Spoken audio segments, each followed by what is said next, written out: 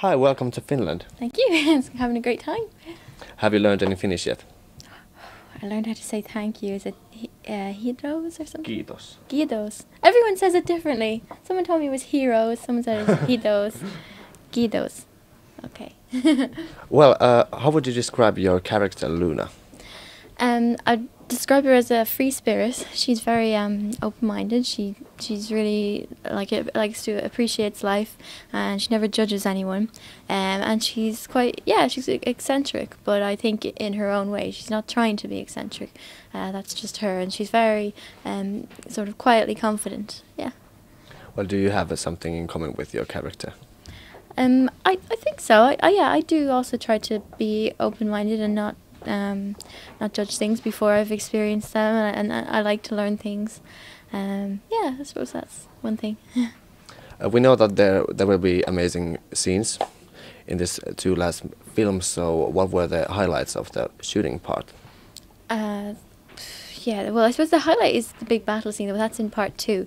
That's really spectacular, and all the sets were really beautiful. They, as usual, like because I haven't got a massive part in this film, but there is a scene at Shell Cottage with Dobby and Dobby's death, and the cottage is just made out of shells. It's amazing, and the scene is really nice. And also I'm in the wedding scene, and that is really cool to be at a wizard wedding because they decorate it. It's in a tent, and they've all these tables and cakes, and all the costumes are spectacular. So, yeah. How did you get involved with Harry Potter in the beginning? Well, I went to an open audition when I was 14, so that was in 2006. Feels like a decade ago, or a long time ago. I just went. I used to go on all the fan sites because I was a really big Harry Potter fan, and I saw there was an announcement for Luna Lovegood for an audition, so I begged my dad to bring me, and he did, luckily. And yeah, that's how I got it. I went for a screen test after the first audition, and that was it. Well, can you live a normal life after this whole Harry Potter thing, or do you have fans following you around everywhere? Well, it can be pretty normal if you want it to be. I mean, I don't get recognised because I have long blonde hair in the film. I dyed it red, it's fading all the time though. And I don't get recognised at all with that.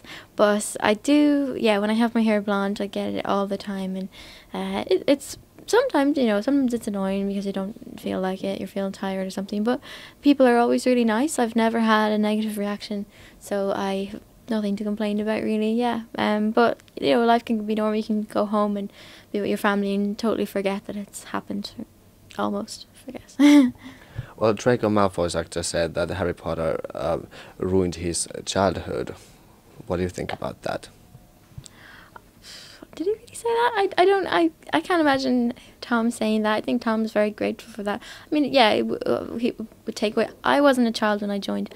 I was 14, so I'd had a very healthy childhood.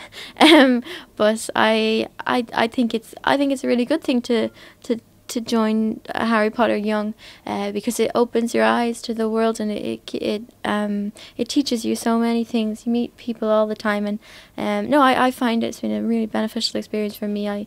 I've learned and grew up quicker, and I think that's a good thing. It gets you onto bigger things quicker. So you're not because I think so many people, when they're young, they're confused and they're insecure, and when you're in the spotlight, you learn to get over that very quickly, because you have to get over that quickly. So I'm glad that I joined at the age I did, but I have to say I'm glad I didn't join any earlier either. I think I wouldn't have been able to cope with this, and I think all the other actors have coped. They've handled it amazingly well, and I think Tom, I don't think he meant that truly. It wouldn't have ruined his childhood.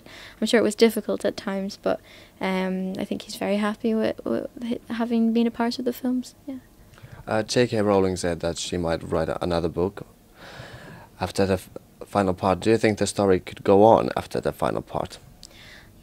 I'm sure she could. I know she could write another book, and it would be wonderful.